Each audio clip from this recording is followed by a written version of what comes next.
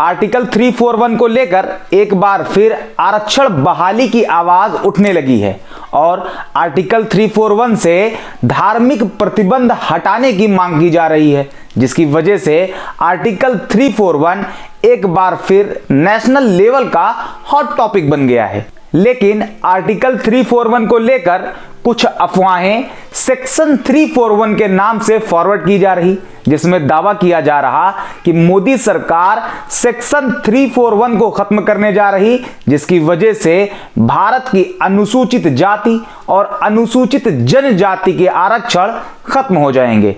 यह दावा पूरी तरह से गलत है, बल्कि सेक्शन 341 का आरक्षण से कोई लेना देना ही नहीं है। आज की इस वीडियो में जानेंगे कि आर्टिकल 341 और सेक्शन 341 में डिफरेंसेस क्या हैं और आर्टिकल 341 को लेकर इतने विवाद क्यों होते हैं। पहले यह समझ लें कि सेक्शन 341 क्या है।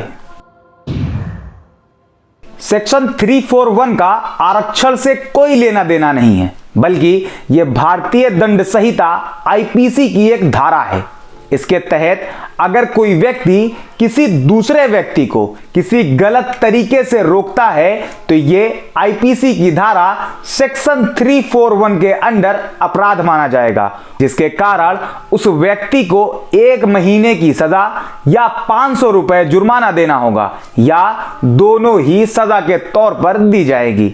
यहां आपने समझ लिया कि सेक्शन 341 का आरक्षण से कोई कनेक्शन नहीं, लेकिन आर्टिकल 341 का आरक्षण से डायरेक्ट कनेक्शन है।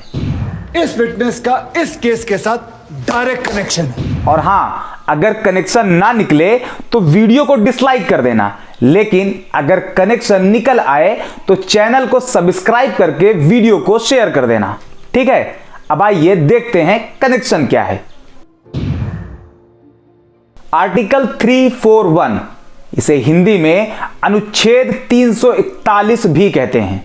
भारतीय संविधान के अनुच्छेद 341 के अंतर्गत राष्ट्रपति को यह पावर दी गई है कि वो देश के विभिन्न जातियों और कबीलों के नाम एक स्पेशल लिस्ट में शामिल कर सकते हैं। थोड़ा आसान भाषा में समझ लें, अनुच्छेद 341 के अनुसार राष्ट्रपति किसी स्टेट या किसी यूनियन टेरिटरी स्टेट के किसी भी जाति को अनुसूचित जाति या अनुसूचित जनजाति में शामिल कर सकते हैं।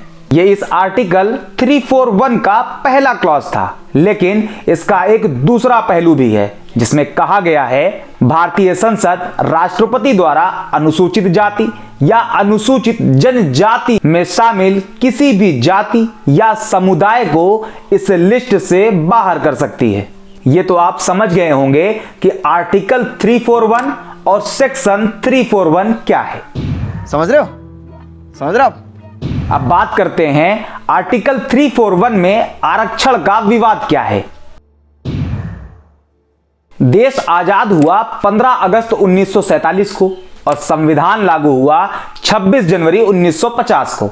यहां तक तो सब ठीक था, लेकिन उस वक्त की कांग्रेस सरकार के प्रधानमंत्री पंडित जवाहरलाल नेहरू द्वारा आर्टिकल 341 का सहारा लेकर एक अध्यादेश पास कराया गया, जिसमें कहा गया अनुसूचित जाति में सिर्फ और सिर्फ उन्हीं को आरक्षण एवं अन्य सुविधाओं के लाभ मिलेंगे जो हिंदू होंगे। किसी गैर हिंदू यानी सिख, ईसाई, बौद्ध, मुस्लिम धर्म के अनुसूचित जातियों को इसका लाभ नहीं मिलेगा। जब यह नया कानून आया तो सिख समुदाय में इसकी नाराजगी बढ़ी, जिसके चलते 1956 में इस अध्यादेश में संशोधन किए गए और हिंदू के साथ सिख को भी शामिल किया गया।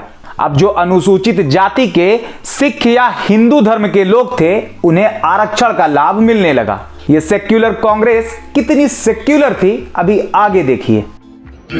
उस वक्त की कांग्रेस सरकार के प्रधानमंत्री पंडित जवाहरलाल नेहरू को इतने से ही सुकून नहीं मिला और 1958 में इस अध्यादेश में फिर से संशोधन किया गया और उसमें कहा गया जिन दलितों के पूर्वज कभी हिंदू थे और किसी अन्य धर्म में चले गए, अगर वो दोबारा से हिंदू धर्म अपना लेते हैं तो उन्हें आरक्षण और अन्य बेनिफिट्स मिलेंगे। इतना ही नहीं, 1990 में इस अध्यादेश में फिर से संशोधन किया गया और बौद्ध धर्म के दलित समाज को भी इसमें शामिल कर लिया गया। सेक्युलर कांग्रेस की सेक्युलर नीति। भाई क्या कहने। आर्टिकल 341 में हिंदू, सिख, बौद्ध धर्म के दलित समाज को आरक्षण दिया गया और ईसाई, मुस्लिम के दलित समाज को इस आरक्षण से बाहर रखा गया, जो आज भी है। और इसी को लेकर विरोध प्रदर्शन होते रहते हैं, जिसमें कहा जाता है कि आर्टिकल 341 के धार्मिक प्रतिबंध को खत्म किया जाए और हिंदू, सिख, बौद्ध के साथ मुस्लिम और ईसाई के भी दलित समाज को आरक्षण में जगह दी जाए। और ये विरोध प्रदर्शन आज से नहीं बल्कि बहुत पहले से हो रहे हैं। 4 अक्टूबर 2002 को दिल्ली के जंतर मंतर पर इंसाफ सम्मेलन का उद्घाटन किया गया, जिसमें आजादी के बाद आर्टिकल 341 को लेकर हिंदू मुस्लिम एकता पहली बार देखी गई थी। अखिल भारतीय कॉन्फेडरेशन ऑफ अनुसूचित जाति एवं अनुसूचित जनजाति ऑर्गेनाइजेशन के अध्यक्ष उदित राज ने कहा था, दलित शक्ति को धर्म के आधार पर तोड़ने की कोशिश कामयाब नहीं होगी।